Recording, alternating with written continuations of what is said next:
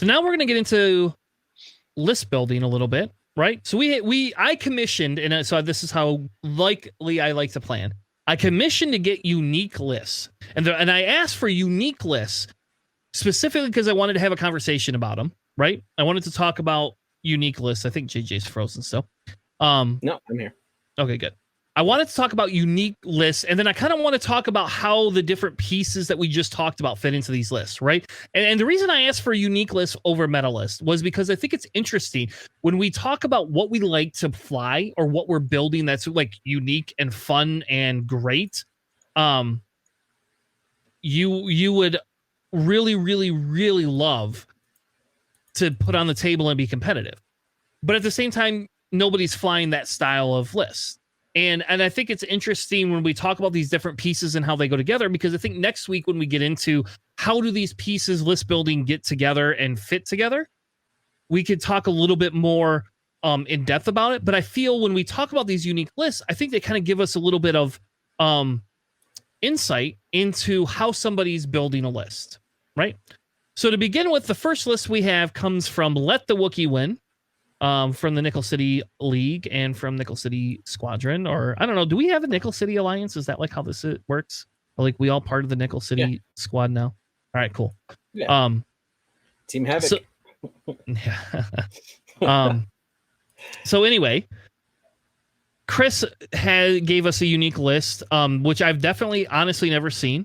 So the first piece of that is Luke, right? And we already considered Luke a queen. We don't even have to talk about what Luke is Trick Shot, Shattering Shot, Proton Torp Luke. So there you go. That's done and over with. That piece is standard.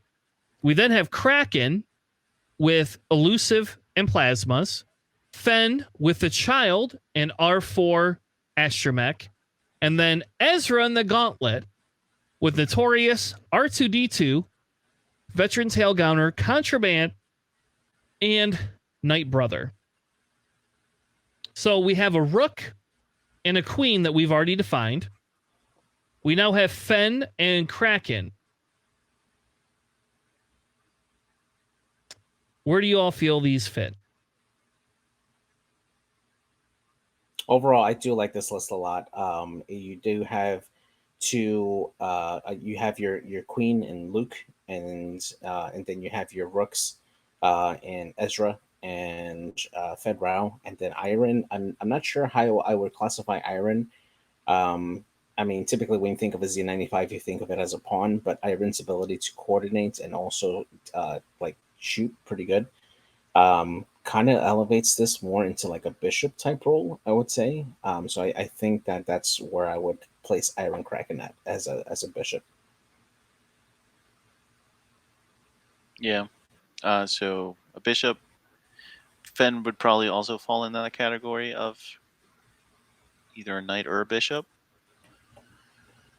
See, I would see Fen as a knight. Knight, yeah. Okay. Yeah. I would see Fen as setting up not as much the blocks, but setting up the rest of the team to be able to take out the opponent. So JJ, you like the list a lot. What is Ezra's ability, and how is there anything unique about his ability interactions with the rest of the team here? Well, I would look as Ezra is probably the objective getter in this game. This is the ship that's going to last the longest. It's going to matter in the end game because of its large amount of hull or health rather for this one here, and his ability allows it to remain it very defensive, especially if you're doing a full stop, being able to use contraband cybernetics in those moments to either like take an action to claim an objective. Or take a target lock and then use Night Brother to get that focus. You can end up double modded. And then his ability allows you to change two focus results into either hits or evades on offense or defense. So his shot can be the finisher after Luke and Iron has had their time to take their shots at a particular enemy there. So very, very solid work on this one, I think, just because of its potential to matter later on in the game. And if your opponent decides to try to take out Ezra early on, it has the rest of the list to contend with, and it's going to be very difficult to take Ezra down. All right, cool. So I like this list too. I think this is a very interesting take on a lot of the other lists that kind of we've been seeing, and I think this would be very unique to put into on the tables for Rebels. And Chris, if you're listening and you put it on the table, we'd love to know your thoughts back against this, and maybe this is something we'll see in Nickel City League next month. Yeah. All right, the next one is called CIS Bruisers. It's from Crispy. George, why don't you? Does George even have access to any of these lists? No. No. All right. So JJ, you go ahead and read this one, and we'll go from there. Sure thing. Let me just pull this up here. Stand by. I have a delay on my end. All right. There we go. So it's we got Django Fett here in the fire spray with Trick Shot, Jamie Bean, Savage Press, Electro Traff, Contraband, the Title, and Veteran Tail Gunner, Grievous with Outmaneuver, Impervium, and then Pre Vizsla with Marksmanship, Bo-Katan, Veteran Tail Gunner, Death Watch Commandos, and the Swivel Wing. I think you have a case here of 2 Rooks guarding their queen in Django Fett. A very solid archetype, definitely a lot of shots that can be taken by both the queen and the Rooks. And it's going to force your opponent to make different decisions. These are ships that can last a long time and that can put out a lot of damage. So, George, what's your feel on this one? I actually played against this. I tested it out against Crispy. Pretty solid list. Do Death Watch Commandos count as little pawns? Yes, I would say so. Yeah. So yeah, him dropping those in the middle of the field to just kind of to get more arcs on my ships was pretty interesting, because you don't want to shoot at the little pawns, but then if you leave them hanging, they're just gonna get you. So it was an interesting list.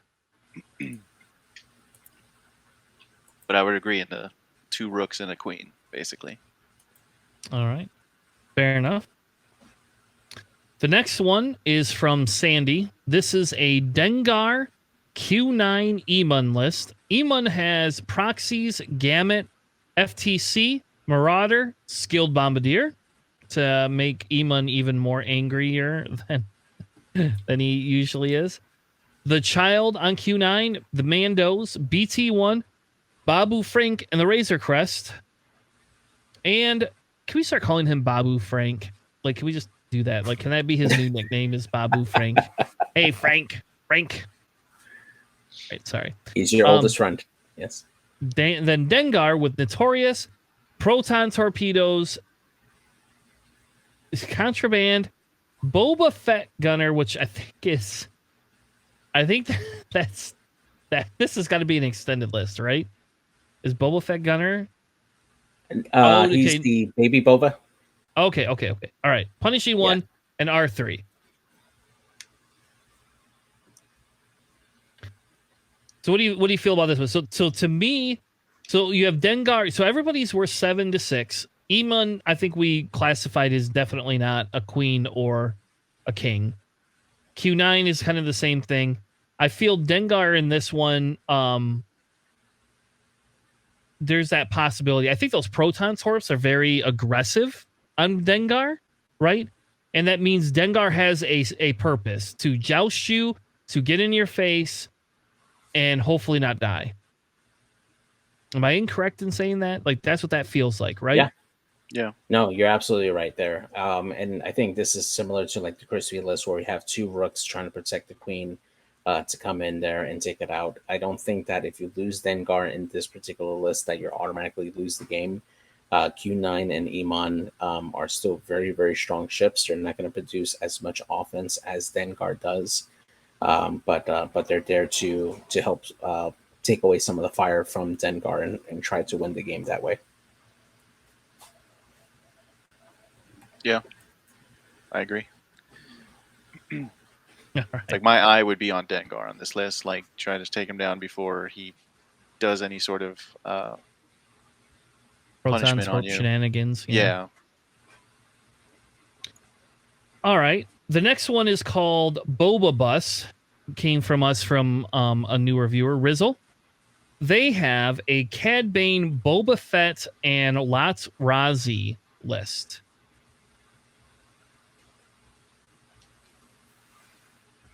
Yeah, definitely an interesting list here. I mean, Are you going to read it, or are you just going to let us like imagine it?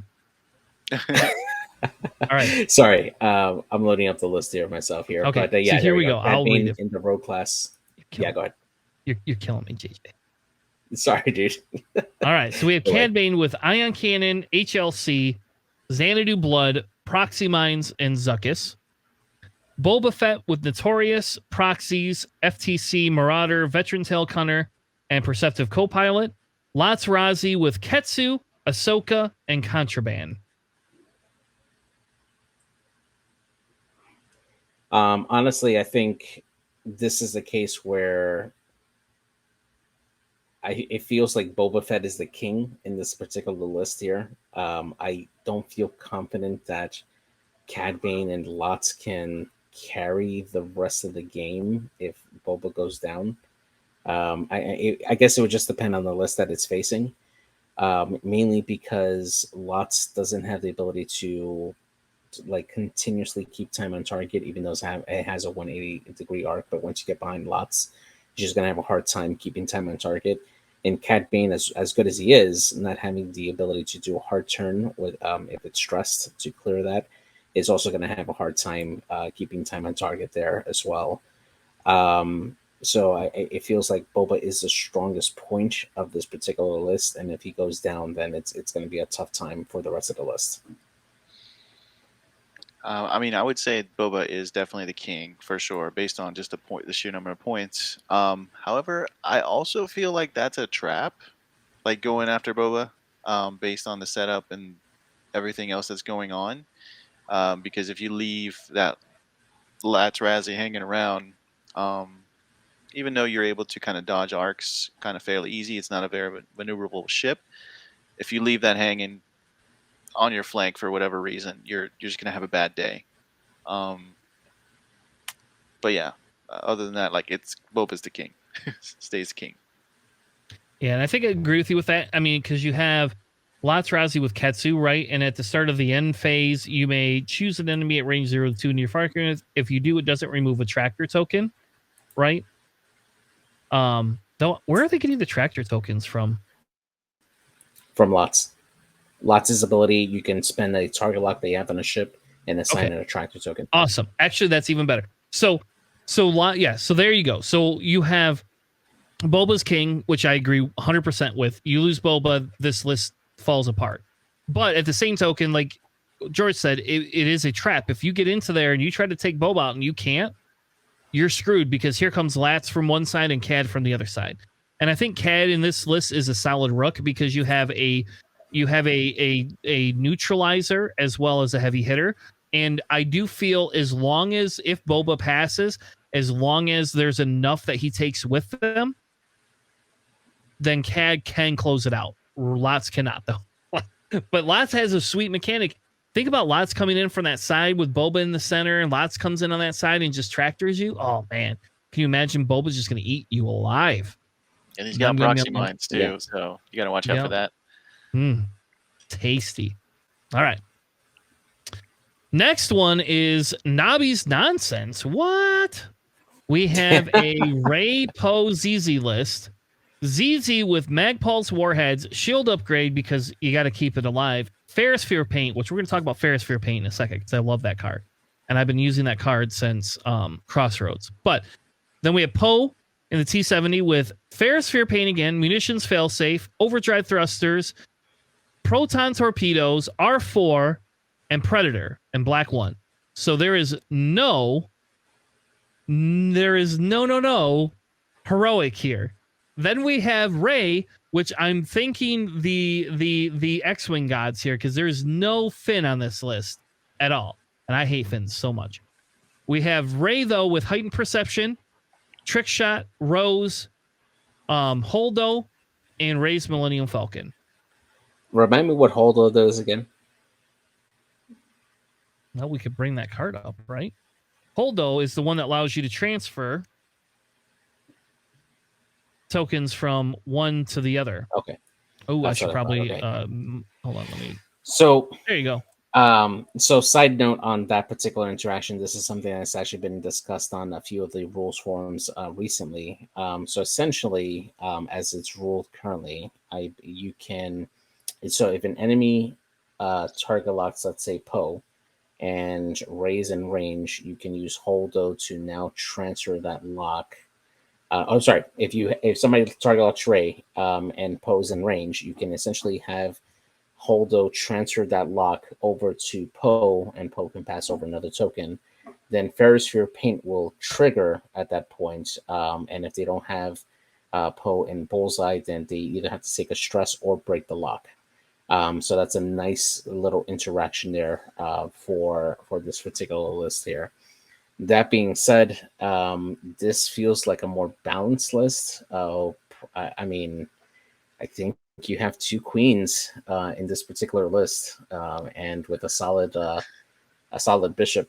I think got three queens in this list. Yeah, I was gonna say, according to earlier, we have 3 queens.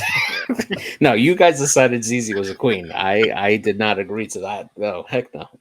That's because you don't see the power of ZZ. You, my friend. I do, but green ZZ dice are blind. green dice. And I right. honestly think this is actually a good list. I do like that interaction of Holdo with Ferrosphere Paint. I don't think it's bad at all. Absolutely. Nope. And that's hilarious. I did not know that Holdo. I didn't know you could do that. And that's some cheeky shit right there. That's some scummy stuff. Just saying. It is. All right. The next one we have is from Jedi Alex 1. We have Anakin, a Delta 7 with Shattering Shot, Trick Shot, Extreme Maneuvers, and R7A7. That is a very 4-star of Luke. Barriss Ophi in the 7B with Brilliant Evasion and R2D2. Mace with Heightened Perception, R4P17, and CLT. And then Ahsoka with CLT, R2C4, which we don't see very often, and Heightened Perception. Yeah, I'm curious about the R2C4 selection in this particular one, because that's the one that you can spend an evade token to change a focus into a hit. Other than that, I mean, yeah, Anakin obviously is the queen in this one here. Even if you lose Annie, you're not losing the game, and you still have very capable fighters in Barriss, Mace, and Ahsoka. Barriss and Mace probably feel more like rooks in this case. I don't know. That's a stretch, I think. And then Ahsoka is a solid bishop. Yeah, I don't see Mace as a rook. I see Mace coming in as a bishop most of the time. Do you think Barriss also comes in as a bishop as well? I think with this build, it does. I think if you drop Brilliant Evasion, and do a different upgrade, I think it changes some of that a little bit. But I guess she doesn't really honestly have any other points. I like the R2D2 build. Actually, I mean, it is a 7B, so it is a little more tankier than the Delta 7s. Yeah. She is a possible. The problem is because she's only an I4. If she was an I5, I would easily put her as a rook. Like honestly, like she would easily fit that rook. I think the Brilliant Evasion, I think you trade it in for patience, and really she becomes a bishop for you. It's really weird not having a hound in this list. I've never ran Ahsoka 7B, or I'm sorry, Barriss 7B, but it makes sense. And this is where I wish we had like team up cards, right? So like we can have a Barriss Ahsoka team up card, and then like if it's like at the end game, flip this card if you're at round 8, and Barriss then can only attack Ahsoka. Barriss turns on you. We could have so much fun with that. All right, next list I have, and this will be our last list that we have, is I3 scum list that JJ did not invent, but yes, we both have faced this list actually, like on TTS. Oh, like, you did too? Yeah, I played against somebody that played this almost exact list. I don't know if it's exact the same list, but it's very close to the same list. This is a Gamut with Protectorate Gleb, Deadman Switch, Manaru with Notorious, Gar Saxon, R5P, B, and Contraband and Punishing One, Leighton with Crackshot and Heavy Laser Cannon, Quinn Jest with Crackshot and Thread Tracers, and then Lots Razi with Enduring, which I don't remember being on there, but could have been, Fen Rao, Ketsu, Contraband, and Houndstooth for the hell of it. Yeah, this list surprised the hell out of me when I faced it. That Lats Razi combo of being able to get tractor tokens off the target locks works really, really well, especially with Quinn Jost that can actually use his ability to reload the thread tracers and making sure that everybody has target locks on them from this one. The other spicy part of this particular list too is Garth Saxon on Manaru being able to spend somebody else's target lock on that ship to add that fourth die. And it is really, really strong, especially if you manage to get that Lot's tractor off into Manaru's arc. My goodness, Manaru is punishing after Lot's gets that ability off there. And Gamiki, of course, is there just to support the other ships there to make sure that they have the tokens that they need there. When you compare it to other ships, these ships feels like a bunch of like knights and bishops, but when you put them together, they feel like they're better, like than we see them individually, and that's what makes it hard to like qualify this particular list. Yeah, I flew the Pre-Vizsla Grievous